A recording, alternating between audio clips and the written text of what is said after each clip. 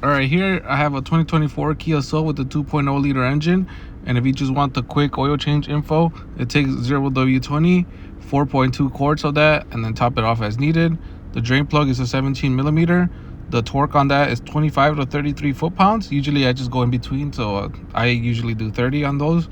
This is the OEM part number, and then the OEM part number for the crush washer if you wanted to use that are right there at the bottom. And the rest of the video is just me showing where everything's at. So here, right next to each other, very simple. You got the dipstick and the oil cap. And at the bottom here, you don't have to take off the shield. They have slots here they provided for your oil filter. So back here, where this oval-ish one is where your drain plug is, more towards the back, and then more towards the front. The circle one is where your oil filter is. And then when you fill it up, you want to make sure that the oil is in between those two lines on your dipstick. And then here's the oil filter OEM part number, and then the OEM part number for the drain plug gasket.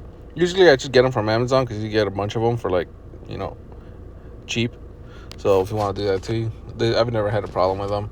And then to reset your oil life on this one, you're going to press this menu button on your steering wheel.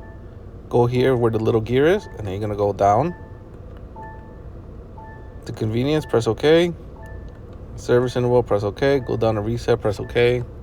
And then OK again. And then that's about it. So if you have any questions, just let me know and I can try to help you out.